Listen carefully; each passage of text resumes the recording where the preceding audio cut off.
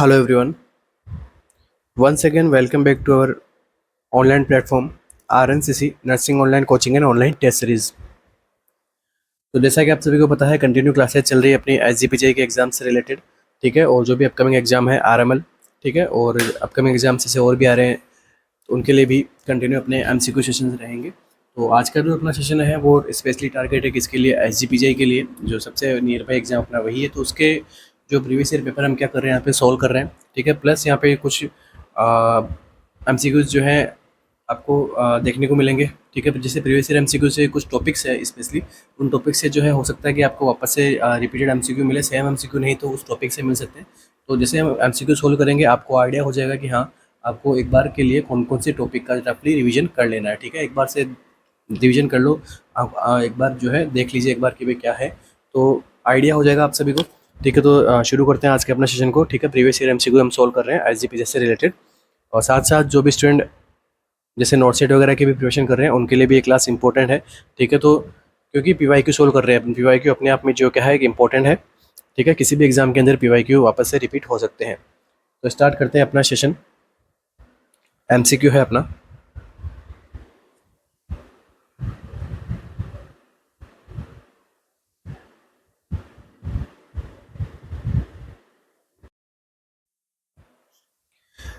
What is the colour of RTI STI kit number 6, ठीक है। आपसे पूछा गया है कि जो किट नंबर 6 होता है किसके अंदर, RTI और STI के अंदर, ठीक है, इसका कलर कोड क्या है, ब्लैक, ग्रे, रेड और येलो।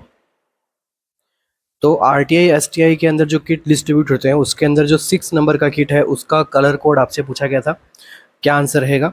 तो ये जो सबसे पहले देख लीजिए, ये जो किट है ये कहाँ पे डिस्ट्रीब्यूटेड रहते हैं, तो देखिए सुरक्षा क्लिनिक्स पे,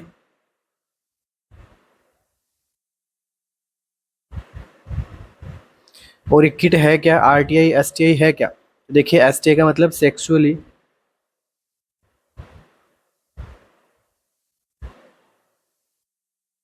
ट्रांसमिटेड इन्फेक्शन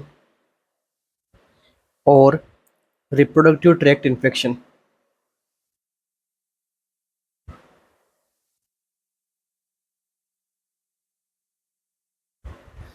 अब इसके अंदर जो किट नंबर 6 है इसका आपको पूछा गया है कलर कोड क्या होता है। तो देखिए 6 नंबर किट का जो कलर कोड होता है ये होता है क्या, येलो कलर, ठीक है। तो इसका आंसर क्या रहेगा अपना, तो RTI STI किट नंबर 6 का जो कलर कोड है वो क्या रहता है, येलो कलर कोड रहता है। अब देखिए इस किट के अंदर क्या क्या प्रेजेंट रहता है, कुछ ही किट्स की हम बात करेंगे, ज़रा बस आपको मैं ओवरव्यू बताऊंगा कि कौन कौन से किट के कलर क्या होते हैं, बाकी आपको जो है खुद से इसको जो है एक बार पढ़ लेना है। तो देखिए येलो कलर के अंदर जो कोड के अंदर हम क्या पढ़ते हैं, तो येलो जो 6 नंबर किट है ये किसके लिए काम आता है, तो लोअर एब्डोमिनल पेन के लिए।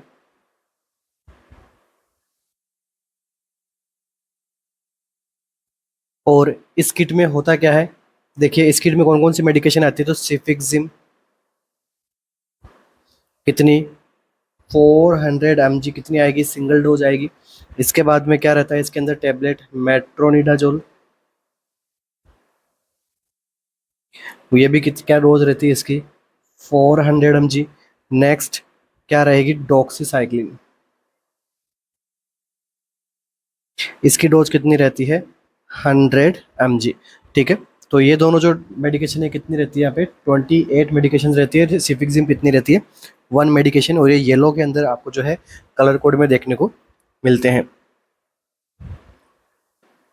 अब यहाँ पर मैं कुछ जनरल किट्स के बारे में बता देता हूँ। तो किट नंबर जो 1 है वो कैसा होता है, ग्रे कलर का। किट नंबर 2 है कैसा होता है, ग्रीन कलर का। किट नंबर 3 है वो कैसा है, वाइट कलर का। किट नंबर 4 कैसा colour, blue colour. Kit number 5 red colour. 6 का आपको पूछा था, तो ये कैसा है, yellow colour. And kit number 7 कैसा होता है, ब्लैक कलर का। इनमें अलग अलग टाइप की मेडिकेशन रहती है। तो ब्लैक कलर का क्या है, किट नंबर 7, ठीक है। इसमें देखो पूछ सकते हैं आपसे ग्रीन, तो इसमें क्या देखने को मिलता है, वेजाइनल डिस्चार्ज रिलेटेड प्रॉब्लम, और उनका जो है ट्रीटमेंट कैसे करना है, क्या करना है, ठीक है। किट नंबर ए में क्या मिलेगा, urethral discharge.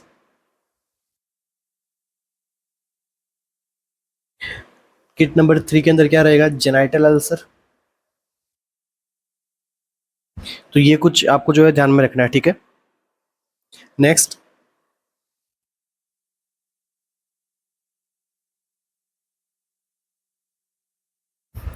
Inhalation of sugarcane dust result इन, ठीक है, शुगर कैन डस्ट के इनहेलेशन से क्या देखने को मिलेगा, कौन सी डिजीज कंडीशन देखने को मिलती है? तो टोबैकोसिस, बेगोसिस, फार्मस लंग्स या फिर बिसिनोसिस।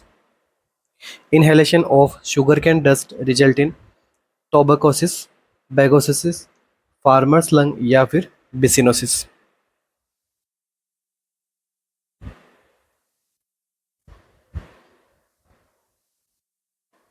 तो देखिए इसके अंदर सबसे पहले हम बात करते हैं फार्मस लंग डिजीज की। तो ये जो है कंडीशन कैसे देखने को मिलती है, ठीक है और ग्रेन डस्ट से।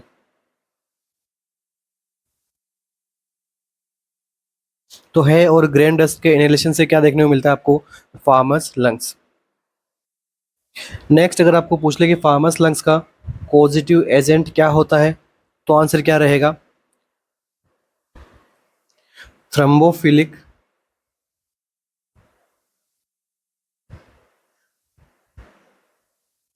एक्टिनोमाइसिट, ये क्या रहता है? इसका पॉजिटिव एजेंट रहता है। और नेक्स्ट हम बात करते हैं अपने इस क्वेश्चन के आंसर पे। तो शुगर कैन डस्ट से कौन सी कंडीशन देखने को मिलती है?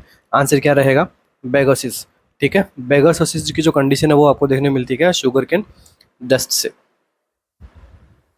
नेक्स्ट देखिए बिसिनोसिस। तो बिसिनोसिस किसे देखने को मिलता है? Cotton fibre.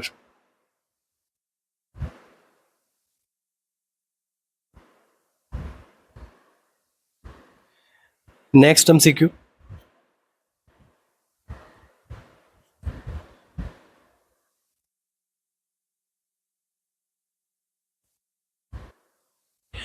Sputum can be disinfected by all except, ठीक है, स्पुटम को जो हम यहाँ पे सभी तरीके से डिसइंफेक्टेड कर सकते हैं, एक को छोड़ के, ऑटोक्लेविंग, बॉइलिंग, क्रिजोल या फिर क्लोरहेक्सिडिन।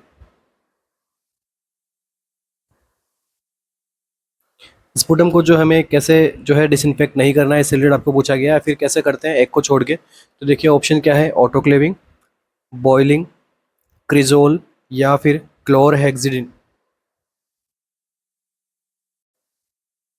तो देखिए यहाँ पे अपना राइट आंसर क्या रहेगा? तो यहाँ पे अपना आंसर जो रहेगा वो रहेगा क्लोरहेक्सिडिन।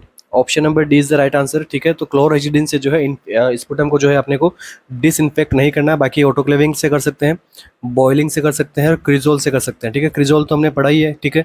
कितना परसेंट क्रिजोल काम में लेते हैं? आंसर क्या रहेगा? 5% जो है क्रिजोल को यहाँ पे काम में लेना है, ठीक है। उसके बाद में देखो स्पुटम जो हम यहाँ पे डिसइंफेक्ट करना है, तो ठीक है वो आप किस में डिसइंफेक्ट करते हो? जनरली हम क्या गॉज पीस के अंदर वगैरह स्पुटम को यहाँ पे जो है कप के अंदर सबसे पहले कलेक्ट करते हैं, फिर उसको जो है हमें डिसइंफेक्शन करने के लिए, ठीक है, फर्दर गोज या कोई पेपर बैग के अंदर है उसको हम क्या रखते हैं? प्लेस करते हैं, ठीक है। तो उसको हम क्या कर सकते हैं? आगे बर्न आउट कर सकते हैं। इसके अलावा अगर लार्ज अमाउंट का अगर यहाँ पे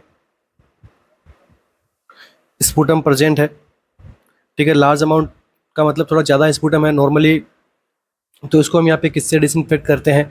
ठीक है, इसको हम डिसइंफेक्ट करेंगे या तो बॉइलिंग से या फिर ऑटोक्लेविंग से, ठीक है। तो ऑटोक्लेविंग से करना है तो कितने मिनट तक करोगे? आंसर क्या रहेगा? 20 मिनट्स तक करना है। और इसका जो है प्रेशर कितना रहना चाहिए? प्रेशर रहना चाहिए इसका 20 LBS तक, ठीक है। तो ये यहाँ पे जो है प्रेशर मेंटेन करना है, ठीक है। बाकी किससे नहीं करना है आपको ये पूछा गया था। सिंपल आंसर क्या रहेगा? क्लोरहेक्सिडिन। तो क्लोरहेक्सिडिन से हम यहाँ पे नहीं करते हैं। तो बाकी क्रिजोल से करते हैं अपन। नेक्स्ट एमसीक्यू,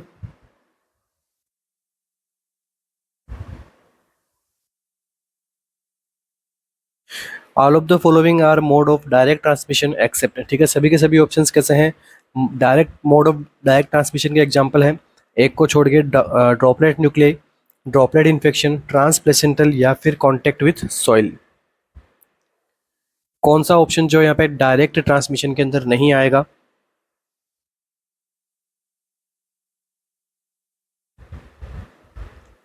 तो देखिए डायरेक्ट ट्रांसमिशन का मतलब क्या होता है? तो डायरेक्ट ट्रांसमिशन का मतलब होता है कि स्किन टू स्किन हो रहा है, या फिर म्यूकोसा से म्यूकोसा, या फिर म्यूकोसा टू स्किन। ये होते हैं मेथड किसके? डायरेक्ट ट्रांसमिशन के। अब आपसे पूछा गया कि एक्सेप्ट कौन कौन से नहीं होंगे, तो देखिए सबसे पहले कौन कौन से होते हैं। सो फर्स्ट वन, इसके अंदर हम क्या पढ़ते हैं? देखो ट्रांसप्लेसेंटल, या फिर इसी को हम क्या कहते हैं, वर्टिकल ट्रांसमिशन।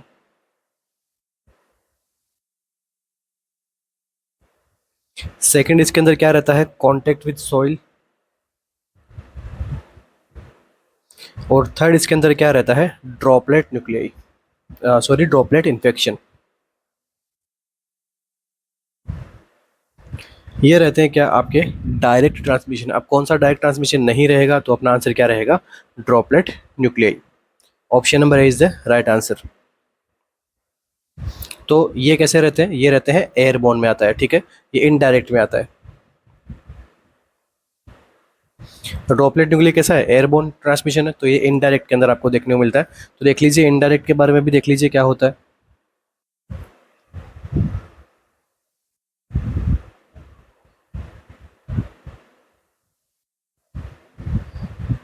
तो इनडायरेक्ट ट्रांसमिशन के अंदर क्या क्या देखने को मिलेगा आपको, एक तो व्हीकल ट्रांसमिशन, सेकंड क्या देखने को मिलेगा, वेक्टर बोर्न, थर्ड इसमें क्या मिलता है, एयरबोर्न, फोर इसमें क्या मिलता है, फोमाइट्स, ठीक है, फोमाइट से हो रहा है, ठीक है। तो नॉन लिविंग सब्सटेंस से हो रहा है, जैसे फॉर एग्जांपल कैथेटर से हो गया, पेन पेपर से हो गया, स्टेथोस्कोप से हो गया। एयरबोर्न के अंदर क्या आता है, ड्रॉपलेट न्यूक्लियाई आता है, या फिर कोई डस्ट पार्टिकल है तो वो यहाँ पे देखने को मिलता है, ठीक है। ड्रॉपलेट न्यूक्लियाई मैंने आपको बता दिया है, साथ में कोई डस्ट पार्टिकल हो गया उससे रिलेटेड हो गया। व्हीकल बोन का, वेक्टर बोन के अंदर क्या आएगा, फॉर एग्जांपल जो एंथ्रोपोड्स हैं, ठीक है, वो सब किस में आते हैं, व्हीकल वेक्टर बोन के अंदर। व्हीकल बोन में क्या आता है, जैसे रो वेजिटेबल्स हो गया, मिल्क से हो गया, ठीक है, या मिल्क प्रोडक्ट से हो गया, सीरम प्लाज्मा वगैरह। तो ये कैसे हैं, ठीक है, थ्रो ए एजेंसी, इसके अंदर मतलब एक प्रोसेस लग रही है, ठीक है। तो इसे हम क्या कहते हैं, व्हीकल ट्रांसमिशन, ठीक है। ज़रा डीप में नहीं जाएंगे क्योंकि अपना एग्जाम नियर बाई है, तो और भी एमसीक्यूज मुझे आपको सोल्व कराने हैं यहाँ पे। तो यहाँ पे देखिए सिंपल सा एमसीक्यू है, तो all of the following are mode of direct transmission.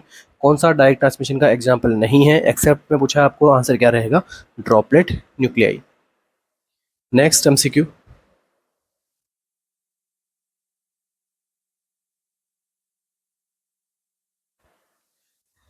the prevention of emergence or development of risk factor in countries or population group in which they have not yet appeared is called। ठीक है, देखो ऐसा क्या पूछा गया आपसे कि the prevention of emergence और डेवलपमेंट ऑफ रिस्क फैक्टर, मतलब रिस्क फैक्टर के डेवलपमेंट से क्या कर रहे हैं, प्रिवेंट कर रहे हैं इन कंट्रीज और पॉपुलेशन ग्रुप, चाहे वो कंट्री हो चाहे वो पॉपुलेशन का ग्रुप हो, ठीक है।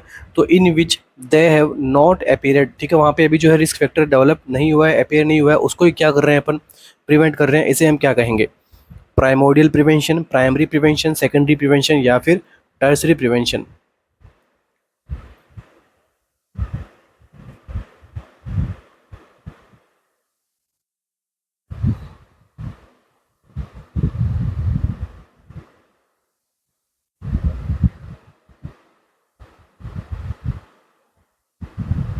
तो देखिए जनरली कुछ टाइप के प्रिवेंशंस होते हैं, और यही आपके सामने जो ऑप्शंस हैं, यही चार टाइप के प्रिवेंशन देखने को मिलते हैं अपने को। अब देखिए क्या पूछा गया आपसे कि रिस्क फैक्टर को ही क्या करना है, प्रिवेंट करना है। तो जो है आंसर क्या रहेगा अपना, प्राइमोडियल प्रिवेंशन, ठीक है। Option number A is the right answer, ठीक है। प्राइमोडियल प्रिवेंशन का जो एक्शन क्या रहता है, तो ये क्या करता है, प्रिवेंट करता है किससे, रिस्क फैक्टर से, ठीक है। रिस्क फैक्टर ही नहीं होंगे तो आगे फर्दर कंडीशन आराम से अपने को जो है हैंडल कर सकते हैं, आगे फर्दर बढ़ेगी नहीं प्रॉब्लम। तो रिस्क फैक्टर से प्रिवेंट करना है। अब इसमें आप कैसे करते हो, काम कैसे करते हैं इसके अंदर, तो देखिए एक तो इसके अंदर क्या होता है, इंडिविजुअल एजुकेशन,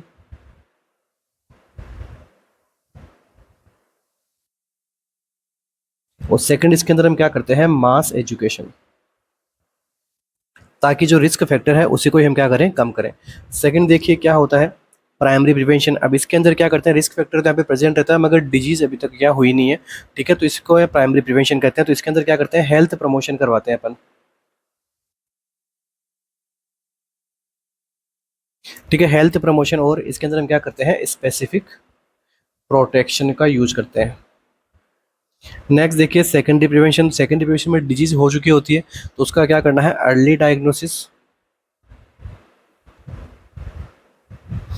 एंड देन उसका क्या करना है, प्रॉम्प्ट ट्रीटमेंट। टाइमली उसको क्या होना चाहिए, ट्रीटमेंट शुरू होना चाहिए।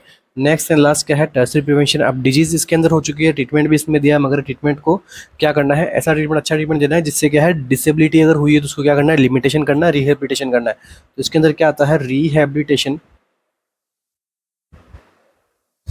And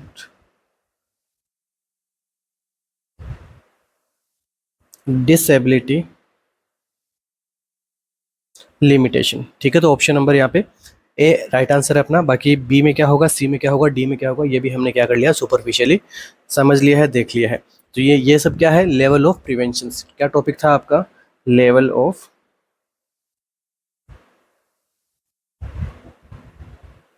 prevention. इंपॉर्टेंट है, हर एग्जाम में जो है इसका एक एमसीक्यू देखने को मिलता है। रिसेंटली देखा जो ट्रेंड चलता आ रहा है, एक एमसीक्यू जरूर पूछ लेते हैं इससे। नेक्स्ट एमसीक्यू,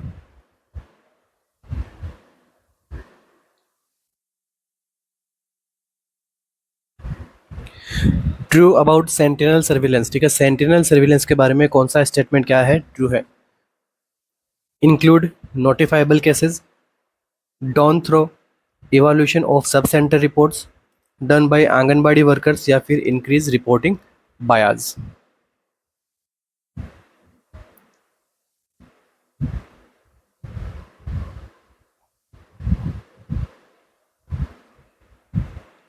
तो सेंटिनल सर्विलेंस के रिगार्डिंग कौन सा स्टेटमेंट क्या है, ट्रू है।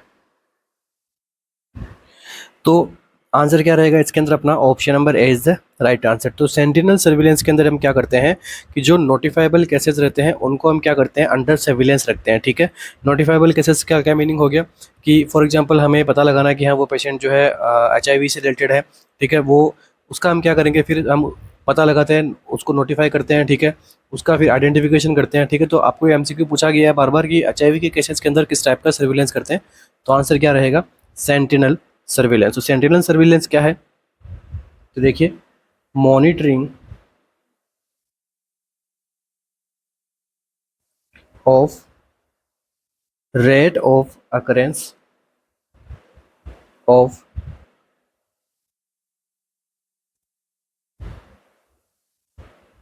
Specific condition to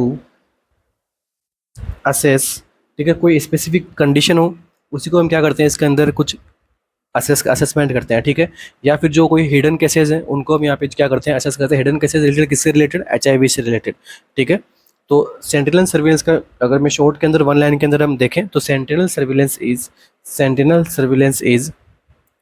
finding the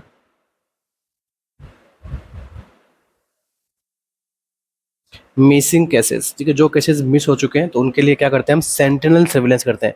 तो देखो सेंटिनल सर्विलेंस के अंदर सर्विलेंस करेगा कौन, तो यहाँ पे कोई एक पर्सन रखा जाता है जो किसी एक पर्सन, कुछ यहाँ पे नोटिफाइबल पीपल्स है या फिर नोटिफाइबल जो केसेस हैं उनको क्या करता है, नोटिफाई करते रहता है, उनकी जो एक्टिविटी है वो देखता रहता है। ठीक है, कोई गार्ड है वो यहाँ पे देखेगा, सेंटिनल सर्विलेंस करेगा। ठीक है, तो जनरली कोई यहाँ पे कोई फॉर एग्जांपल हम यहाँ पे रख सकते हैं किसी सोल्जर को रख सकते हैं सेंटिनल सर्विलेंस करने के लिए। तो अलग अलग टाइप का होता है सर्विलेंस, ऐसा नहीं कि केवल अपन हेल्थ के अंदर ही सेंटिनल सर्विलेंस कर रहे हैं, अदर डिपार्टमेंट्स के अंदर भी सेंटिनल सर्विलेंस होता रहता है। बाकी रेस्ट ऑफ द ऑप्शन से आपके यहाँ क्या है, यहाँ पे करेक्ट नहीं है। तो इसके अंदर जनरली हम किसकी बात करते हैं, पेशेंट से रिलेटेड बात करते हैं। तो कुछ जो प्री यहाँ पे जो है केसेस रहते हैं, नोटिफाइबल केसेस रहते हैं, उनको हम क्या करते हैं, इसमें इंक्लूड करते हैं, फिर उनका सर्विलेंस करते हैं टाइमली। नेक्स्ट एमसीक्यू,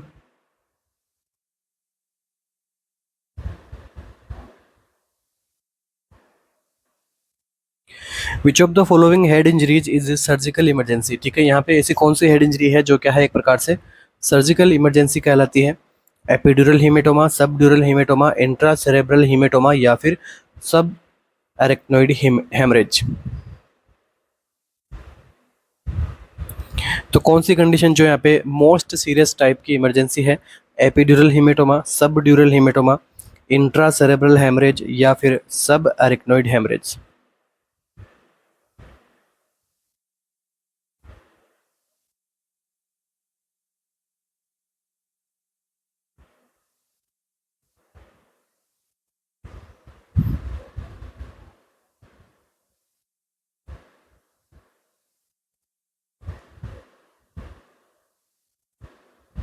तो देखिए यहाँ पे जो है most surgical emergency in options के अंदर से कौन सी है, आंसर क्या रहेगा, एपिड्यूरल हीमेटोमा। ठीक है, आंसर क्या रहेगा, एपिड्यूरल हिमेटोमा। तो एपिड्यूरल हिमेटोमा एक प्रकार ये क्या है, एक सीरियस हेमरेजिक कंडीशन है जिसके अंदर क्या बन जाता है, हिमेटोमा बन जाता है। ठीक है, तो ये जो रीजन है किसकी वजह से होता है, तो एट्रियल ब्लीडिंग की वजह से होता है।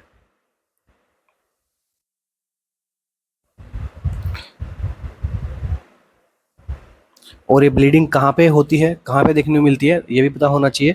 तो बिटवीन ड्यूरामीटर एंड स्कल के बीच में होती है। ठीक है, अब यहाँ पे ब्लीडिंग होने का चांसेस क्या है, क्योंकि यहाँ पे क्या प्रेजेंट रहती है भाई, कौन सी आर्टरी के अंदर ब्लीडिंग होगी, कौन सी आर्टरी में टीयर देखने को मिलेगा, तो मेनिंजियल आर्टरी के अंदर। तो एपिड्यूरल हिमेटोमा का मोस्ट कॉमन यहाँ पे रीजन क्या रहता है, तो मेनिंजियल आर्टरी के अंदर क्या हो रहा है, ब्लीडिंग की वजह से ड्यूरामीटर और स्कल के बीच में क्या हो जाता है, ब्लीडिंग हिमेटोमा बन जाता है। तो ये एक प्रकार का क्या है, सर्जिकल इमरजेंसी कंडीशन है। यहाँ पे जल्दी से जल्दी विद इन 4 to 6 आवर के अंदर क्या हो जानी चाहिए, पेशेंट की सर्जरी हो जानी चाहिए, बेटर रिजल्ट के लिए, बेटर प्रोग्नोसिस के लिए। बाकी सब ड्यूरल हिमेटोमा जो है यहाँ पे क्या रहता है, जनरली वेनस ब्लड रहता है। ठीक है, जनरली बात कर रहा हूँ मैं, वेनस ब्लड यहाँ पे जो है देखने को मिलता है। तो यहाँ पे वेन्स जो क्रॉस करती रहती है सबड्यूरल स्पेस को, वहाँ पर इंजरी होती है तो सबड्यूरल हेमेटोमा बनता है। नेक्स्ट देखिए इंट्रा सेरेब्रल हेमरेज।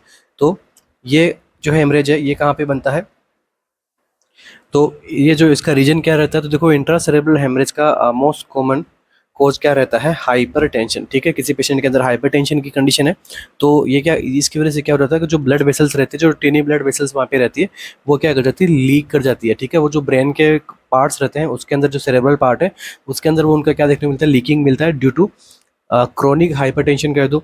ठीक है, या फिर एक्यूट सीवियर हाइपरटेंसिव क्राइसिस कह दो, इमरजेंसी कंडीशन होती है ये भी। तो ये जो है कंडीशन क्या होती है, इंट्रा सेरेब्रल हेमरेज। नेक्स्ट देखिए सब अरेक्नोइड हेमरेज। तो सब अरेक्नोइड स्पेस के अंदर क्या देखने को मिलता है आपको, हेमरेज देखने को मिलता है। ठीक है, ये भी जो है हेड ट्रॉमा की वजह से देखने को मिलता है। तो आपको यहाँ पे पूछा गया था सर्जिकल इमरजेंसी किसे कहेंगे यहाँ पे, तो epidural haematoma is called as surgical emergency. ठीक है, इसके अंदर होता क्या है, कहाँ पे होता है, ये सब मैंने आपको एक्सप्लेन कर दिया है। नेक्स्ट एमसीक्यू,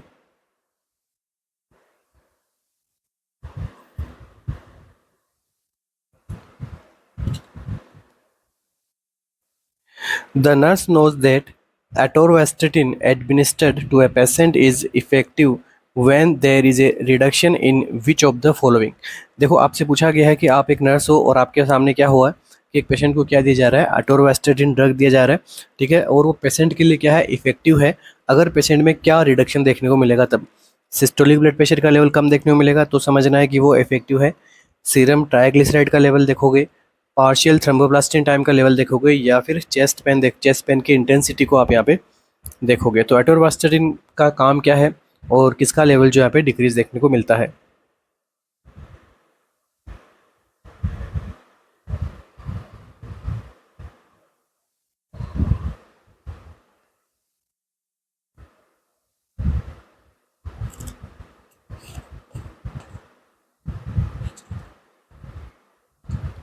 तो देखिए जो अटोरवास्टेटिन होती है ये क्या काम करती है, जो बैड कोलेस्ट्रॉल्स होती है उनको क्या करती है, कम करती है। फॉर एग्जांपल जो एलडीएल को क्या करती है, कम करती है,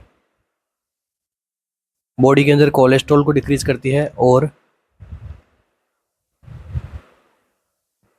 ट्राइग्लिसराइड के लेवल क्या करती है, कम करती है। तो यहाँ पे अपना आंसर क्या रहेगा, सीरम ट्राइग्लिसराइड लेवल के अंदर क्या मिलेगा, रिडक्शन मिलेगा। तो हमें पता लग जाएगा कि हाँ पेशेंट के अंदर जो मेडिकेशन है वो अच्छा आउटकम दे रही है, अच्छा उसका क्या मिल रहा है, रिजल्ट दे रही है।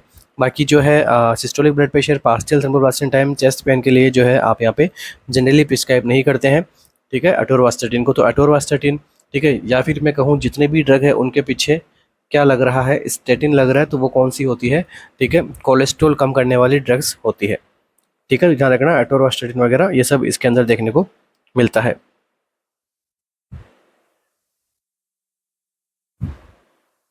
नेक्स्ट एमसीक्यू,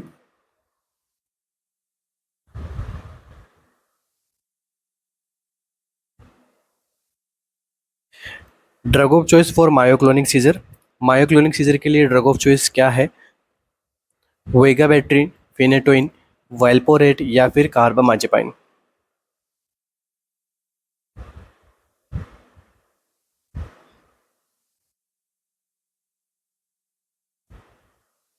क्या आंसर रहेगा,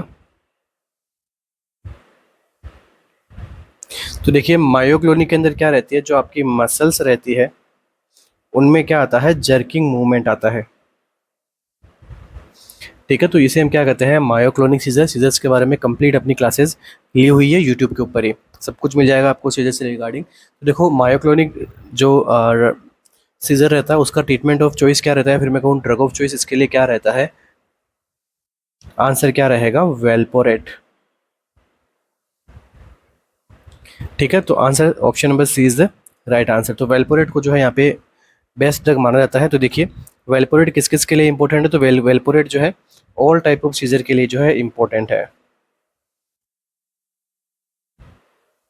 चाहे वो जनरलाइज टोनिक क्लोनिक सीजर हो, टोनिक सीजर हो, एटोनिक सीजर हो, मायोक्लोनिक सीजर हो। ठीक है, इनके लिए जो हम यहाँ पे वेल्पोरेट काम में लेते हैं। नेक्स्ट जो है वेल्पोरेट का क्या साइड इफेक्ट से एमसीक्यू पूछे जाते हैं। तो देखिए वेल्पोरेट का साइड इफेक्ट में क्या है, वेल्पोरेट को अपन मिनोमिक समझ लेते हैं। तो वी से क्या देखने को मिलता है, वॉमिटिंग देखने को मिलता है पेशेंट के अंदर साइड इफेक्ट में, और नोजिया देखने को मिलता है। ए से क्या देखने को मिलता है, एनोरेक्सिया। नेक्स्ट एल से लीवर टॉक्सिसिटी। ओ से क्या देखने को मिलेगा, सॉरी वेल्पोरेट। पी से क्या देखने को मिलेगा यहाँ पे, पैनक्रियाटाइटिस। ठीक है, और आर से क्या देखने को मिलता है, आर से मिलेगा अपने को वेट रिडक्शन, या फिर रिडक्शन ऑफ वेट कह दीजिए। नेक्स्ट ओ से क्या मिलेगा, ओडिमा। नेक्स्ट ए से एलोपेसिया। टी से ये क्या करती है, टेरेटोजेनेसिटी। नेक्स्ट ई से क्या आएगा, एंजाइम इनहिबिटर ड्रग है ये। तो वेल्पोरेट जो है देखो एमसीक्यू पूछा गया था एक बार, किससे, टेरेटोजेनिटी होती है, और ये क्या करती है, एंजाइम इनहिबिटर है, ना कि एंजाइम इंड्यूसर है। तो इनके बारे में आपको ध्यान रखना है। और ये क्या करती है, लीवर टॉक्सिसिटी करती है। तो तीनों ऑप्शंस के बारे में ध्यान रखना है वेल्पोरेट से रिगार्डिंग। तो वेल्पोरेट वेल्पोरिक एसिड के रिगार्डिंग जो है इसको ध्यान में रखना है। इसके अलावा थ्रोम्बोसाइटोपेनिया भी कोज करती है। और नेक्स्ट एमसीक्यू,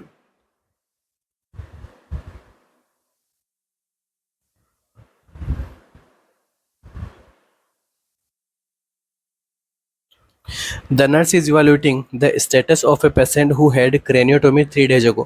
नर्स क्या कर रही है, कंडीशन को इवालुएट कर रही है, पेशेंट को क्या हुआ है, 3 दिन पहले क्या हुआ, उसको क्रेनियोटोमी हुआ है। Which of the following assessment finding would indicate that the patient is developing meningitis as a complication of surgery.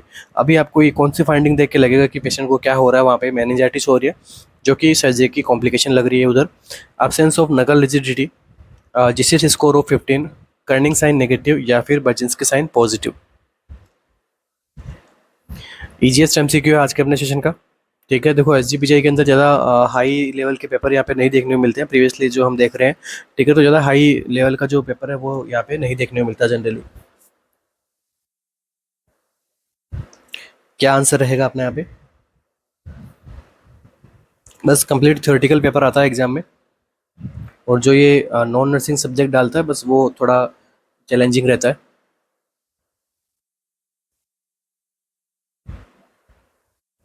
तो देखिए कौन सा ऑप्शन में देख के आपको लग रहा है, तो देखो जब मेनिंजाइटिस होता है तो मेनिंजाइटिस के अंदर क्या देखने को मिलता है, नकल रिजिडिटी का प्रेजेंस मिलता है, ना कि एब्सेंस मिलेगा आपको। जीसीएस स्कोर जो है यहाँ पे इतना अच्छा नहीं मिलता है। ठीक है, न्यूरोलॉजिकल डेफिसिट देखने को मिलता है, जो ऑलरेडी जनरली जीसीएस स्कोर भी क्या रहता है, कम मिलता है। कर्निंग साइन यहाँ पे क्या मिलता है, पॉजिटिव मिलता है। ठीक है, और बर्जिंस के साइन क्या मिलता है, पॉजिटिव। तो अपना आंसर क्या करेक्ट रहेगा, ऑप्शन नंबर डी। ठीक है, बाकी के ऑप्शंस भी होते हैं इसमें, मगर वो जो है पॉजिटिव होते हैं, ना कि नेगेटिव रहेंगे। तो ऑप्शन नंबर डी क्या रहेगा, करेक्ट रहेगा। तो बर्जेंस के साइन क्या रहता है, देख लीजिए बर्जेंस के साइन बारे में, involuntary flexion of the hip and नी। ठीक है, हिप और नी का क्या हो रहा है यहाँ पे, इनवॉलेंट्री फ्लेक्शन हो रहा है। कब हो रहा है, जब when the neck is passively flex. जब हम यहाँ पे नेक को पैसिवली फ्लैक्स कर रहे हैं, देखो एक होता है एक्टिव, एक होता है पैसिव। एक्टिव में क्या, पेशेंट को खुद करने के लिए कह रहे हैं, तो पेशेंट खुद कर रहा है, तो वो होता है एक्टिव। एक पैसिव मतलब डॉक्टर्स हो गया या फिर नर्सेज होगी, वो यहाँ पे हेड को अप कर रहे हैं, फ्लेक्शन करवा रहे हैं, तो वो क्या होता है, पैसिवली। तो जब पैसिवली हेड नेक फ्लेक्शन करेंगे तो इसमें क्या होगा, इनवॉलेंट्री मतलब पर्सन नहीं चाह रहा मगर फिर भी अपने आप पेशेंट से क्या हो जा रहा है, हिप का और जो नी का जो क्या हो रहा है फ्लेक्शन देखने को मिलता है, ये क्या होता है, बर्जिंस की साइन। ठीक है, बर्जिंस की साइन। नेक्स्ट देखिए कर्निंग साइन। तो कर्निंग साइन के अंदर क्या होता है, तो जब हम पेशेंट को यहाँ पे सुपाइन पोजीशन के अंदर लेटाते हैं, उसके बाद में जो है उसके लेग को हम स्ट्रेंथ करने की कोशिश करते हैं। ठीक है, तो वहाँ पर उसको क्या होता है, सीवियर पेन होता है नी के पास में। ठीक है, बिहाइंड द नी पेन होता है, इसे हम क्या कहते हैं, कर्निंग साइन। ठीक है, तो प्रॉपर तरीके से वो नी को एक्सटेंड नहीं कर पाएगा। देखिए कैसे कर्निंग और कैसे क्या होता है नी, तो नी को यहाँ पे जो है वो एक्सटेंड नहीं कर पाता पर्सन, क्योंकि यहाँ पे सीवियर पेन देखने को मिलता है उसमें। तो दोनों ही साइन क्या मिलते हैं, पॉजिटिव मिलते हैं, और क्लासिकल साइन होते हैं किसके, मेनिंजाइटिस के। तो जनरली जो है मेनिंजाइटिस बैक्टीरियल और वायरल दोनों की वजह से यहाँ पे जो है कॉज देखने को मिलता है। नेक्स्ट एमसीक्यू,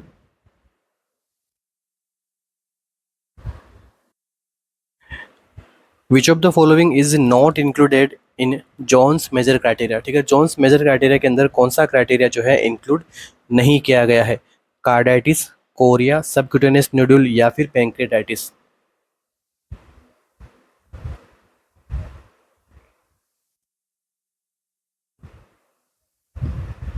जॉन्स क्राइटेरिया में किसको जो है इंक्लूड नहीं किया गया है, कार्डाइटिस, कोरिया, सबक्यूटेनियस न्यूडल या फिर पैनक्रियाटाइटिस।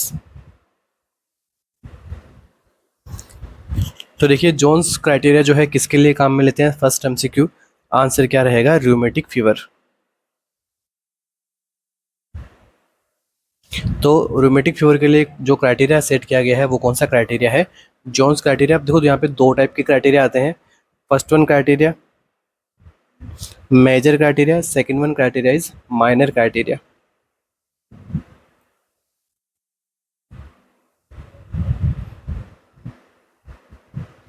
तो सबसे पहले बात करते हैं माइनर की। तो माइनर में क्या मिलेगा पेशेंट के अंदर, फीवर देखने को मिलता है, साथ में पॉली आर्थ्रेल्जिया,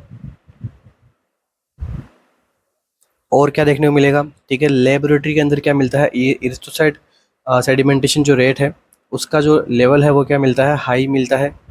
ठीक है, ईएसआर का लेवल क्या मिलता है, हाई मिलता है। ल्यूकोसाइट काउंट क्या मिलते हैं, हाई मिलते हैं। इसके अलावा और क्या मिलेगा, प्रोलोंग मिलेगा क्या, ईसीजी के अंदर चेंजेस रहेंगे यहाँ पे, तो प्रोलोंग पीआर इंटरवल। तो इसके बारे में ध्यान रखना, पूछ सकते हैं यहाँ पे कि रूमेटिक फीवर के अंदर पीआर इंटरवल कैसा मिलता है, तो प्रोलॉन्ग मिलता है। ठीक है, और इसके अलावा एविडेंस मिलेगा, ब्लड टेस्ट करेंगे, इसके एविडेंस मिलेगा किसका, स्टेप्टोकोकल इन्फेक्शन का। तो ये होते हैं सारे सारे क्या क्राइटेरिया, माइनर क्राइटेरिया। नेक्स्ट देखिए क्राइटेरिया क्या है, मेजर क्राइटेरिया। मेजर क्राइटेरिया में क्या मिलेगा, पेशेंट को क्या होगा यहाँ पे, कार्डाइटिस होगा, नेक्स्ट पोलीआर्थराइटिस, नेक्स्ट क्या देखने को मिलेगा, कोरिया, नेक्स्ट क्या मिलेगा, इरेथेमा मार्जिनेटम,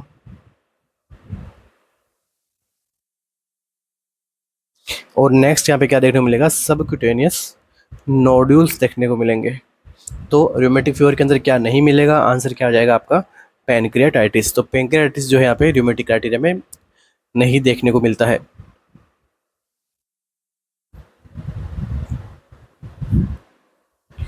अब देखो आपके पास में इतने सारे क्राइटेरिया, मेजर भी है माइनर भी है, तो अब डायग्नोसिस करने के लिए क्या चाहिए, तो देखिए इसके लिए डब्ल्यूएचओ ने एक क्राइटेरिया दिया था कि भाई जोन्स क्राइटेरिया को आप फॉलो करते हो, ठीक है, अच्छी बात है, कर लीजिए। बट जोन्स क्राइटेरिया को फॉलो करते हुए अगर आपको डायग्नोसिस करना है एक्यूट रूमेटिक फीवर को, तो या तो दो सिनेरियो बनते हैं यहाँ पे, तो या तो क्या मिले, टू यहाँ पे क्या मिले, major criteria plus one minor, या तो मतलब एक कार्डाइटिस मिल जाए पेशेंट में, पोलियाथाइटिस मिल जाए, या फिर एक इन पांचों में से कोई एक मिल जाए। तो क्या कर लेना है, मानना है कि हाँ वहाँ पे क्या है, उसको जो है रूमेटिक फीवर है। या फिर सेकंड सिनेरियो डब्ल्यूएचओ ने क्या बताया, या फिर आपको क्या करना है, one major plus two minor criteria. या तो यहाँ पे केवल एक मेजर क्राइटेरिया मिल रहा है, या फिर इसके अलावा कोई और यहाँ पे दो माइनर क्राइटेरिया यहाँ पे कंफर्म मिलने चाहिए। ठीक है, तो हम क्या कर सकते हैं, डायग्नोसिस कर सकते हैं किसके बारे में, एक्यूट रूमेटिक फीवर के लिए। नेक्स्ट एमसीक्यू अपना,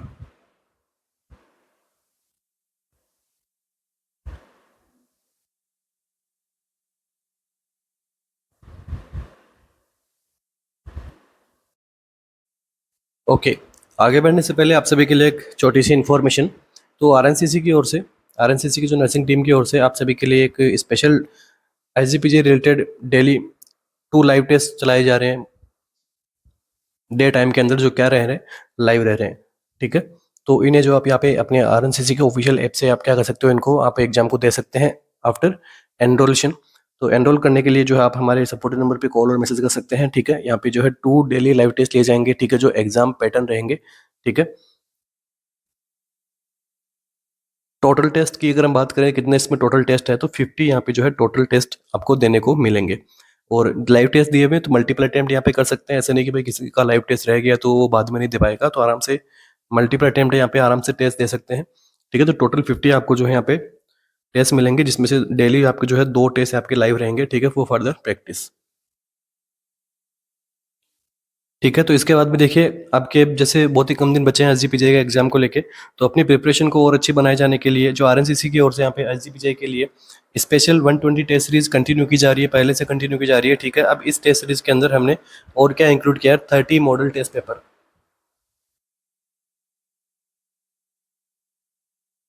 ओके, तो यहाँ पर जो है 30 मॉडल टेस्ट पेपर जो यहाँ पे बनाया गया है। ठीक है, सभी टेस्ट जो है यहाँ पे जो है मल्टीपल अटेम्प्ट कर सकते हो। ठीक है, ऐसे नहीं कि जो है आप यहाँ पे एक टेस्ट हो गया फिर आप वापस से उसको अटेम्प्ट नहीं कर सकते, मल्टीपल अटेम्प्ट कर सकते हैं। ठीक है, इसी के साथ में इसमें क्या मिलेंगे, इन टेस्ट में आपको, इन टेस्ट में मिलेंगे आपको 100 एमसीक्यूज मिलेंगे, लाइव टेस्ट रहेंगे ये इसके अंदर भी।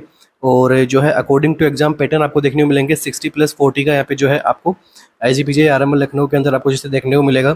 ठीक है, और यहाँ पे आफ्टर लाइव टेस्ट जो है मल्टीपल अटेम्प्ट्स आप यहाँ पे दे सकते हैं। ठीक है, लाइव टेस्ट एक बार हो गया, आप वहाँ पे नहीं दे पाए तो उसके बाद आप मल्टीपल अटेम्प्ट्स यहाँ पे दे सकते हैं। और ये जो 120 टेस्ट है, इसके अंदर आपको 80 आपको क्या देखने को मिलेंगे, लाइव मॉडल टेस्ट पेपर देखने को मिलेंगे। उसके बाद में 40 जो है सब्जेक्ट टॉपिक बेस्ड टेस्ट आपको यहाँ पे देखने को मिलेंगे। आपको जो है नीचे आपको लिंक आपको मिल जाएगा, उस लिंक से भी आप डाउनलोड कर सकते हैं, या फिर नीचे दिए सपोर्टिव नंबर पर मैसेज करके लिंक मंगवा सकते हैं। ठीक है, और जानकारी के लिए फर्दर आप हमारे दिए गए सपोर्टिव नंबर पर कॉल और मैसेज कर सकते हैं। नेक्स्ट आगे बढ़ते हैं।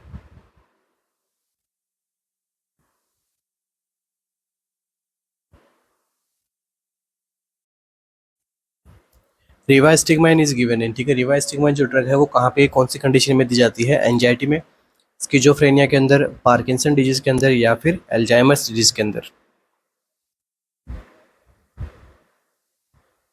तो रिवास्टिगमाइन जो है किस कंडीशन में दी जाती है,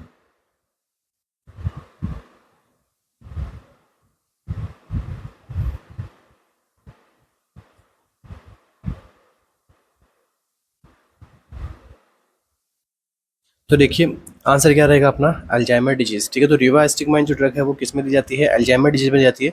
अल्जाइमर डिजीज में क्या होता है कि जनरल हम ओवरव्यू करें, सिंपल लैंग्वेज में समझे, तो आपकी ब्रेन की जो मेमोरी सेल्स रहती है उनमें क्या मिलता है, डिस्ट्रक्शन। ठीक है, तो उसको क्या करती है, हार्म पहुंचाती है। ठीक है, तो जो यहाँ पे मेमोरी प्रॉब्लम होती है पेशेंट को, अलग अलग स्टेज आती है अल्जाइमर डिजीज की, तो इसके लिए जो यहाँ पे ड्रग ऑफ चॉइस क्या मानी जाती है, रिवास्टिगमाइन मानी जाती है। अब देखिए सेकंड प्रायोरिटी पे अगर आपको लेके चलना है तो किसको लेके चलोगे, डिमेंशिया को। एंड थर्ड प्रायोरिटी पे लेके चलना है तो आपको किसको लेके चलना है, पार्किंसन डिजीज को। ठीक है, तो पार्किंसन डिजीज में भी देते हैं, तो बट डिमेंशिया के साथ में अगर पार्किंसन डिजीज हो रहा है तब ये ड्रग है दी जाएगी क्लाइंट में। ठीक है, केवल डिमेंशिया नहीं देंगे, डिमेंशिया विद पार्किंसन है तो रिवास्टिगमाइन दे सकते हैं। और यहाँ पे प्रायोरिटी किसकी रहेगी, अल्जाइमर डिजीज को, क्योंकि प्राइमरी ट्रीटमेंट किसके लिए करता है, अल्जाइमर डिजीज के लिए ही किया जाता है। और ये जो ड्रग है ये किस में आती है, कौन से फॉर्म में आती है, आंसर क्या रहेगा, स्किन पैचेस के अंदर। ठीक है, तो स्किन पैचेस के अंदर ये ड्रग आती है जो क्या करती है, 24 आवर्स से क्या करती है, ड्रग्स को जो है रिलीज करती जाती है। ठीक है, तो 24 आवर के लिए कंटिन्यूसली जो है ड्रग यहाँ पे प्रोवाइड की जाती है थ्रू स्किन के थ्रू यहाँ पे दी जाती है। बाकी एंजाइटी, स्किज़ोफ्रेनिया, पार्किंसन डिजीज के लिए काम में नहीं ली जाती है। क्या काम करती है ये, मैकेनिज्म एक्शन क्या रहता है, तो ये क्या करती है, एक प्रकार से इनहिबिटर ड्रग है। किसका इनहिबिटर करती है, तो आंसर क्या रहेगा, एसिटाइल कोलिन का एंड ब्यूटाइरिल कोलिन एस्टेज एंजाइम को। ठीक है। एक तो एसिटाइलकोलिन के लेवल को कम करती है, दूसरा इनिबिट करती है, ठीक है। मेनली क्या रहती है, इनिबिटर रहती है। किसके लिए, एसिटाइलकोलिन के लिए और ब्यूटाइरिल कोलिनेस्टेज एंजाइम के लिए, ठीक है। तो यही जो है यहाँ पे मेजर कोज रहते हैं किससे रिलेटेड, अल्जाइमर डिजीज के लिए। नेक्स्ट आगे बढ़ते हैं अपन।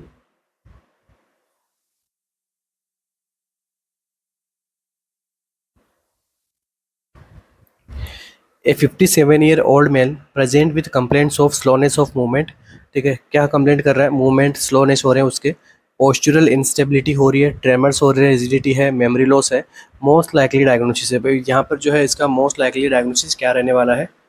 तो देखिए मोस्ट लाइकली डायग्नोसिस की हम बात करते हैं, ठीक है। एकदम इजी एमसीक्यू है, आंसर क्या रहेगा, पार्किंसन डिजीज, ठीक है। तो यहाँ पे क्या आंसर रहेगा, पार्किंसन डिजीज का मोस्ट लाइकली डायग्नोसिस है।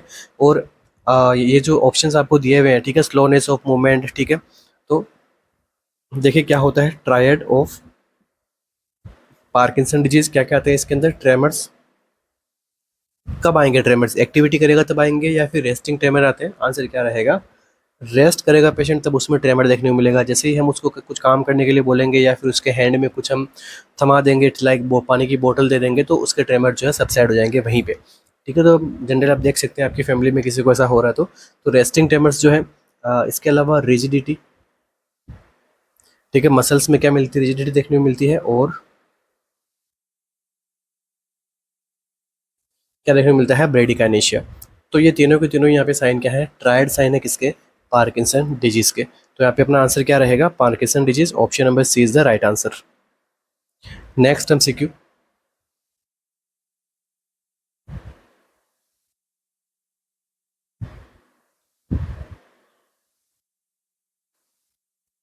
Spinal shock is characterised by all of the following except, ठीक है। स्पाइनल शॉक जो है सभी ऑप्शंस उसमें देखने को मिलते हैं, एक को छोड़ के। यूरिनरी ब्लैडर इन्वॉल्वमेंट देखने को मिलता है, सेंसरी लॉस देखने को मिलता है, स्पास्टिक पैरालिसिस देखने को मिलता है, या फिर फ्लैसिड पैरालिसिस देखने को मिलता है।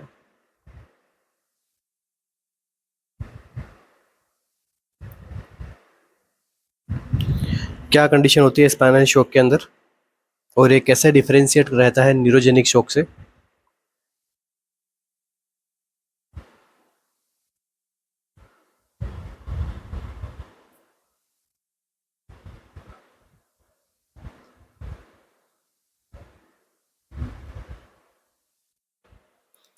तो देखिए आपको पूछा गया है एक्सेप्ट से रिलेटेड, तो एक्सेप्ट पूछा कि जो करेक्ट नहीं है स्पाइनल शॉक में। तो देखिए आंसर क्या रहेगा, स्पास्टिक पैरालिसिस। तो स्पाइनल शॉक के अंदर क्या देखने को मिलता है आपको, फ्लैसिड पैरालिसिस मिलता है, ना कि स्पास्टिक पैरालिसिस देखने को मिलता है। फ्लैसिड पैरालिसिस कहाँ पे मिलेगा, जहाँ पे इंजरी होगी उसके नीचे की बॉडी में क्या मिलेगा आपको, फ्लैसिड पैरालिसिस। तो स्पास्टिक पैरालिसिस यहाँ पे नहीं देखने को मिलता है, कैसा मिलता है, फ्लैसिड पैरालिसिस यहाँ पे देखने को मिलता है। स्पाइनल शॉक क्या है, एक्यूट इंजरी हुई है किसी प्रकार की, ठीक है, जिससे क्या हो गया, बॉडी के जो रिफ्लेक्सेस है वो यहाँ पे डल हो जाएंगे, डिक्रीज हो जाएंगे, लॉस ऑफ सेंसेशन मिलेगा, flaccid paralysis below the injury देखने को मिलती है, ठीक है। तो ये क्या है, स्पाइनल शॉक। और क्या देखने को मिलता है, एरिफ्लेक्सिया, मतलब रिफ्लेक्सेस का क्या हो रहा है, लॉस हो रहा है, सेंसरी लॉस हो रहा है यहाँ पे। तो इस कंडीशन में पेशेंट को क्या लगाना है, ठीक है। एक तो जहाँ पे इंजरी है, अगर अगर सर्वाइकल रीजन में इंजरी है तो उसको क्या लगाना है, सर्वाइकल कॉलर लगा सकते हैं आप, जिसको क्या कहते हैं, फिलाडेल्फिया कॉलर, उसका हम यहाँ पे यूज़ कर सकते हैं, ठीक है। स्पाइनल शॉक क्या होता है एक तरीके से, तो जब देखिए जब स्पाइनल शॉक होता है तो क्या देखने को मिलता है आपको कि जो ब्लड फ्लो है स्पाइनल कॉलम के अंदर वो क्या हो गया है, अफेक्ट ब्लड फ्लो, ठीक है। तो ब्लड फ्लो यहाँ पे इफेक्ट हो गया, ब्लड फ्लो जब इफेक्ट होगा तो क्या होगा, यहाँ पे वेसल्स जो है वो कैसी हो जाएगी, डायलेट देखने को मिलेगी, ओपन हो जाएगी, वाइड हो जाएगी, जिसकी वजह से पेशेंट का जो ब्लड प्रेशर है वो कैसा मिलता है, डिक्रीज देखने को मिलता है। तो हमेशा ध्यान रखना स्पाइनल शॉक के अंदर ब्लड प्रेशर क्या रहता है, डिक्रीज रहता है, ठीक है।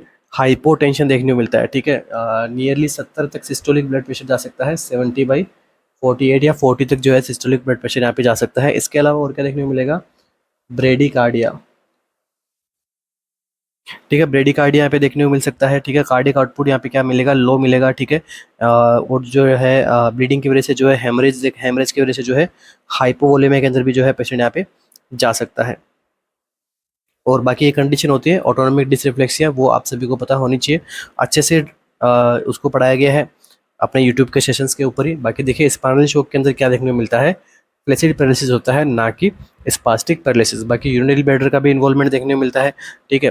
क्या रहता है, यूरिनरी रिटेंशन देखने को मिलता है। ब्लड इन्वॉल्वमेंट का मतलब क्या हो गया, यूरिनरी क्या मिलेगा, रिटेंशन देखने को मिलता है, ठीक है। और सेंसरी लॉस में जैसे अनेस्थीसिया से साइन सिम्टम्स आते हैं, सेंसेशन जहाँ पे क्या होते हैं, लॉस हो जाते हैं, ठीक है। और flaccid paralysis complete motor paralysis का मतलब क्या होता है, कंप्लीट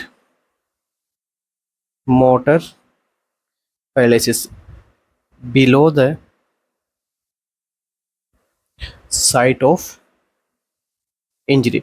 जहाँ पर इंजरी हुई है उसके नीचे का जो रीजन है उसमें क्या मिलेगा, फ्लैसिड पैरालिसिस। नेक्स्ट एमसीक्यू,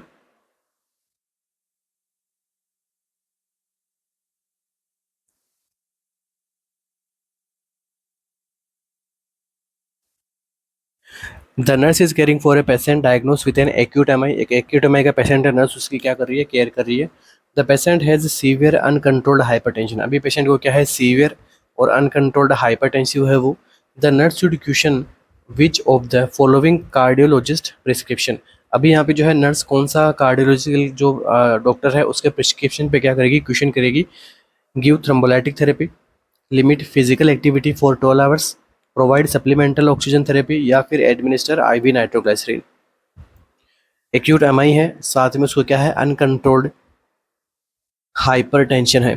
तो क्या क्या यहाँ पे जो है ड्रग जो है प्रोवाइड की जाएगी, और कौन सी ड्रग पे आपको क्या करना है, क्वेश्चन करना है। ये दो इंपॉर्टेंट है। और कंडीशन क्या है, मायोकार्डियल इंफ्रैक्शन, उसका ट्रीटमेंट भी करना है, बट आपको जो है एक ड्रग पे क्वेश्चन भी करना है।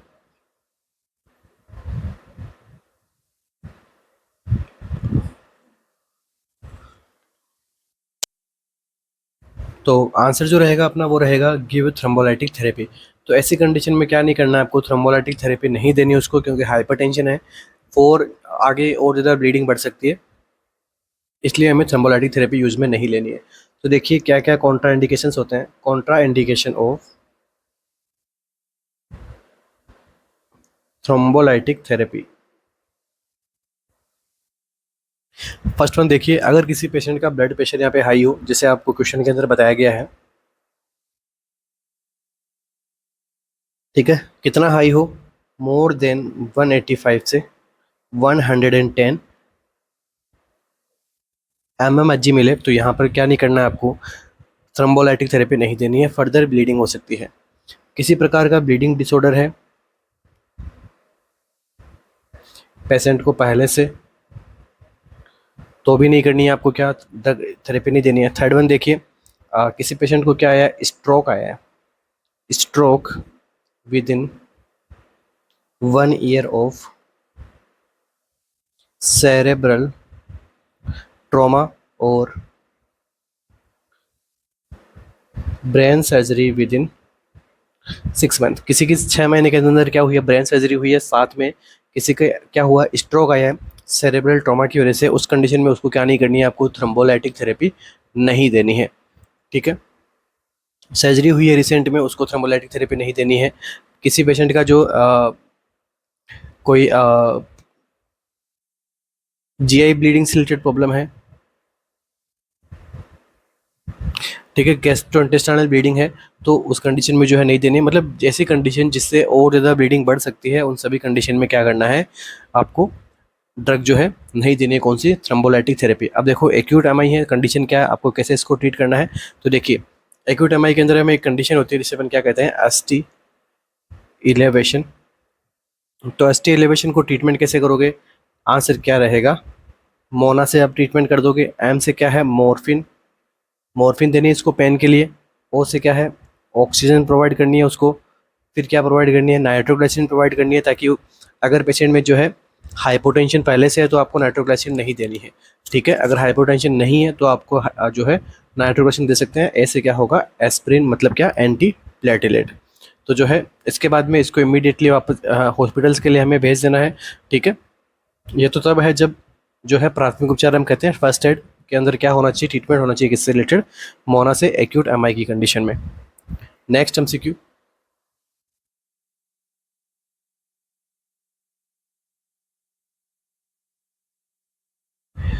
Type of sensation loss in same side in brown squad syndrome is, ठीक है। ब्राउन स्क्वाड सिंड्रोम के अंदर टाइप ऑफ सेंसेशन कैसा लॉस होता है अगर सेम साइड के अंदर क्या हुआ है, ब्राउन स्क्वाड सिंड्रोम हुआ है तो किस किस टाइप के सेंसेशन लॉस देखने को मिलेंगे यहाँ पे, टच, टेम्परेचर, पेन और प्रोप्रियोसेप्शन।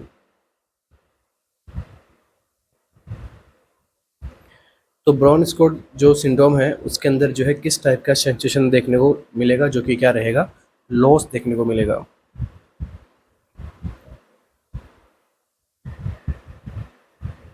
तो देखिए ब्राउन स्क्वाड सिंड्रोम होता क्या है, तो इस कंडीशन में क्या होता है, डैमेज देखने को मिलता है, किसमें देखने को मिलता है, आपकी हाफ स्पाइनल कॉर्ड का, ठीक है। हाफ स्पाइनल कॉर्ड का क्या देखने को मिलता है, डैमेज देखने को मिलता है, जिसकी वजह से क्या होगा, पेशेंट को पैरालिसिस होता है,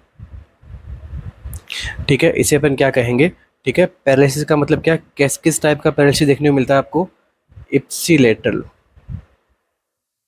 तो इप्सिलेटरल पैरालिसिस होता है यहाँ पे।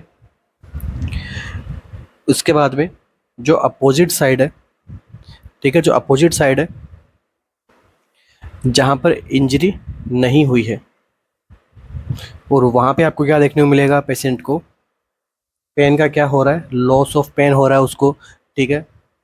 टेम्परेचर लॉस हो रहा है, ठीक है। टेम्परेचर सेंसेशन से यहाँ पे क्या हो रहे हैं, डिक्रीज हो रहे हैं, ठीक है। और ये कब देखिए, ये कहाँ पे देखने को मिलेंगे, कॉन्ट्रालेटरल साइड में।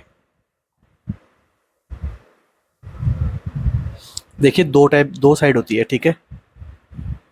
ये क्या है, आपका स्पाइनल कॉर्ड है, ठीक है। अगर इस साइड में इंजरी हुआ है तो क्या देखने को मिलेगा, सेम साइड में क्या मिलेगा, पैरालिसिस देखने को मिलेगा, सेम साइड में क्या मिलेगा, प्रोप्रियोसेप्शन देखने को मिलेगा, ठीक है।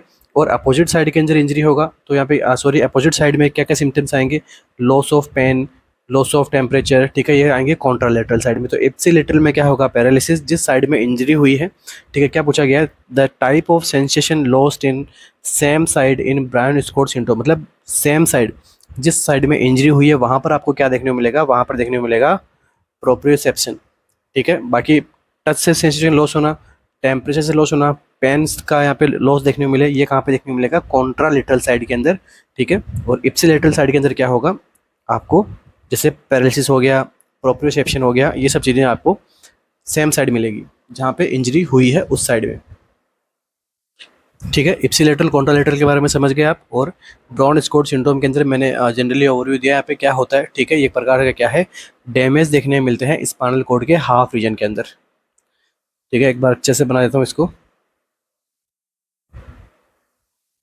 ठीक है। जनरली आपका जो स्पाइनल कॉर्ड है ऐसा देखने को मिलता है, ठीक है। अब इसके हम अगर दो पार्ट करें, बीच से इसको कट करें, सपोज कीजिए इस साइड में क्या हुई है, इंजरी हुई है, ये साइड क्या है, ठीक है।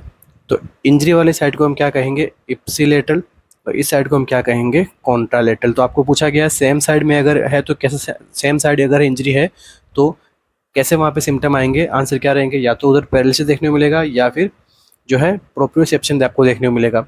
अगर अपोजिट साइड में आएगा तो क्या होगा, लॉस ऑफ टच होगा, लॉस ऑफ टेम्परेचर होगा, लॉस ऑफ पेन होगा।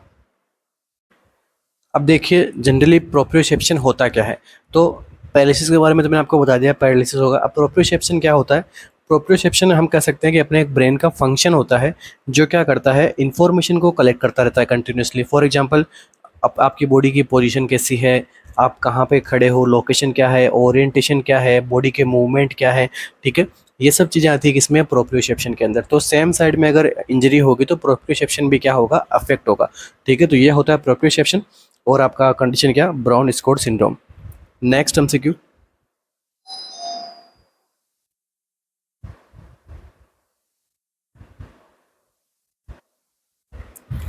an old male come with jaundice, palpable mass in the right hypochondrium, not associated with pen.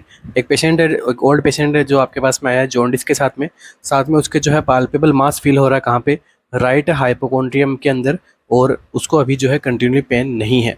तो ये कंडीशन क्या है, एक्यूट कोलेसिस्टाइटिस की कंडीशन है, क्रोनिक कोलेसिस्टाइटिस है, कार्सिनोमा एम्पुला ऑफ वेटर, या फिर chronic pancreatitis.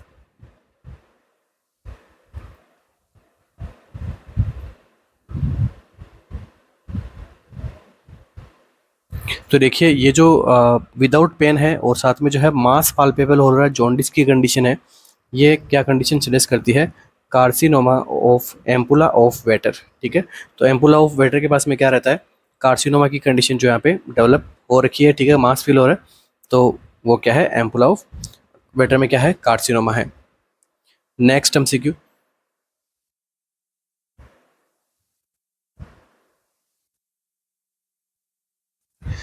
All of the following nursing responsibilities are true about prevention and care of pressure ulcer except, ठीक है, अगर हम किसी को प्रिवेंशन कर रहे हैं, केयर कर रहे हैं किसी पेशेंट की प्रेशर अल्सर से रिलेटेड, तो क्या क्या अपनी रिस्पॉन्सिबिलिटी है एक को छोड़ के। For a bedridden patient most effective prevention is change of position in every 4 hour, Waterloo scale is used for risk assessment of for pressure ulcer.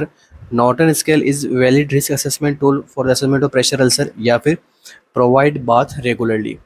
तो कौन सा ऑप्शन जो यहाँ पे इनकरेक्ट रहेगा? तो देखिए अगेन इजी एमसीक्यू है, बेस्ट आंसर, करेक्ट आंसर यहाँ पे क्या रहेगा, 4 आवर। तो 4 आवर से आपको नहीं करनी है, कितने आवर से करनी होती है, 2 आवर से जो है उसकी पोजीशन चेंज करनी रहती है, जो कि क्या रहती है, most effective blood circulation maintain रहेगा। बाकी के सारे ऑप्शंस क्या हैं, सही है बिल्कुल, ठीक है, वाटरलो स्केल यूज में लेते हैं, नॉर्टन स्केल को हम यूज में लेते हैं, ठीक है, तो ये सब स्केल पता होनी चाहिए। प्रेशर अल्सर के में क्या है, अदर भी बहुत से स्केल होते हैं, रामसी सेडसन स्केल हो गया, ठीक है, Wong Baker facial rating scale हो गया, तो स्केल्स के बारे में पढ़ो, एसजीपीजे में नहीं तो आपको नोट सेट के अंदर काम आएगी। नेक्स्ट एमसीक्यू अपना,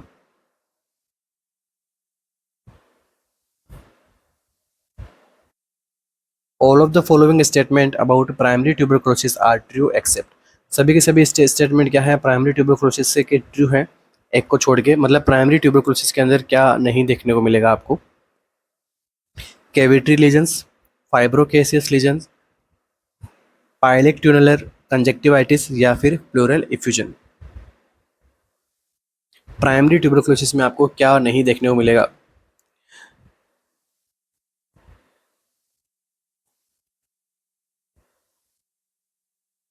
तो देखो प्राइमरी ट्यूबरकुलोसिस क्या है, एक प्रकार से जिसके अंदर क्या देखने को मिलेगा आपको, पल्मोनरी साइन सिम्टम, या फिर मैं कहूँ पल्मोनरी लीजन्स यहाँ पे देखने को मिलते हैं। तो अपना आंसर कौन सा करेक्ट होगा यहाँ पे, ठीक है, जो एक्सेप्ट में आएगा आंसर क्या रहेगा, ऑप्शन नंबर ए, ठीक है। कैविटरी जो लीजन्स हैं ये किस में देखने को मिलते हैं, सेकेंडरी ट्यूबरकुलोसिस के टाइप में, ठीक है, और प्राइमरी में क्या होता है, पल्मोनरी लीजन्स देखने को मिलते हैं, ठीक है, जिन्हें हम क्या कहते हैं, गॉन फोकस,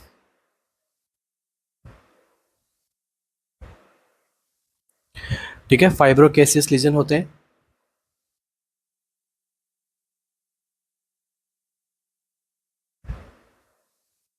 जो यहाँ पे देखने को मिलते हैं, ठीक है, आंसर क्या रहेगा आपका, प्राइमरी लीजन्स यहाँ पे देखने को मिलते हैं, तो कैविटी लीजन्स जो है आंसर रॉन्ग रहेगा, मतलब एक्सेप्ट रहेगा। और इसके अंदर क्या होगा फिर, अब जो यहाँ पे जो है फाइब्रोकेसिस लीजन्स जो बने हैं, ठीक है, ये क्या करेंगे, इनके अंदर क्या रहेगा, इन्फ्लामेशन होगा, फिर क्या देखने को मिलेगा यहाँ पे, नेक्रोसिस। तो यहाँ पर कैसा नेक्रोसिस देखने को मिलता है, आंसर क्या रहेगा, कैसियस नेक्रोसिस। तो टीबी के अंदर किस टाइप का नेक्रोसिस मिलता है, कैसियस नेक्रोसिस आपको यहाँ पे आंसर मिलेगा।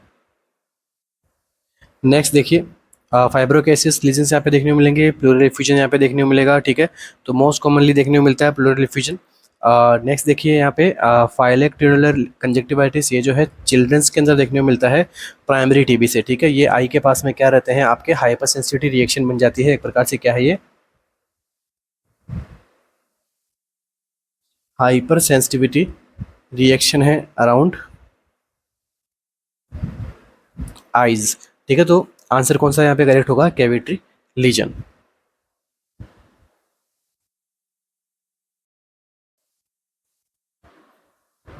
सो thank you so much everyone, बने रहने के लिए, मिलते हैं अपने नेक्स्ट सेशन में, जो कि अगेन टारगेट रहेगा आपके अपकमिंग एग्जाम्स, कुछ इंपॉर्टेंट एमसीक्यूज के साथ में लेके आएंगे, ठीक है। और अगर आपको चाहिए कि आपको थोड़ा सिस्टमिक वाइज आपको एमसीक्यू सोल्व कराया जाए हर एक सिस्टम से रिलेटेड, तो उसके बारे में भी आप मुझे बता देना कमेंट बॉक्स के अंदर। और जैसा भी आपको कुछ यहाँ पे इम्प्रूवमेंट लगे कि हाँ मुझे थोड़ा पढ़ाने में ऐसा कुछ इम्प्रूवमेंट रखना है, तो वो भी आप मुझे सजेस्ट कर सकते हैं बिना कोई बेझिझक के, ठीक है, आराम से जैसा आपको कंफर्टेबल लगे वैसा आपके लिए जो है बेस्ट से बेस्ट यहाँ पे करने के लिए मैं कोशिश करूँगा।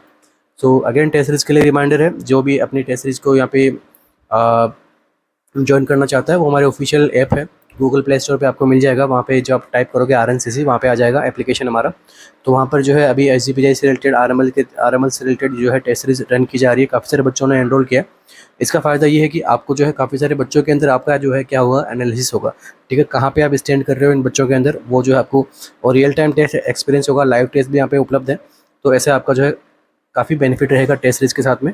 और डेली जो है आपको यूट्यूब के ऊपर सेशंस तो अपने हो ही रहे हैं डेली के, उन्हें भी लेना है, टेस्ट सीरीज भी देना है। ठीक है, फॉर श्योर आपको इतना मोटिवेट हो जाओगे आप साथ में, क्योंकि आपका टॉपिक अच्छे से मैं कवर करवा दूंगा यहाँ पे। मोस्टली जो नहीं भी पढ़े होंगे आपको, वो भी मैं आपको यहाँ पे क्या करता रहूँगा, कवर अप करते जाऊँगा। आपका जो है सिलेबस अच्छे से कवर हो जाएगा। आपकी माइनस मार्किंग है वो भी आपकी कवर हो जाएगी टेस्ट सीरीज से। तो दोनों तरफ से आपका क्या है फ़ायदा है। बाकी के टाइम पे आपको क्या करना है, सेल्फ स्टडी करते हुए आगे बढ़ना है। So wish you all the best. Thank you so much बनने के लिए। मिलते हैं अपने नेक्स्ट सेशन में। Thank you.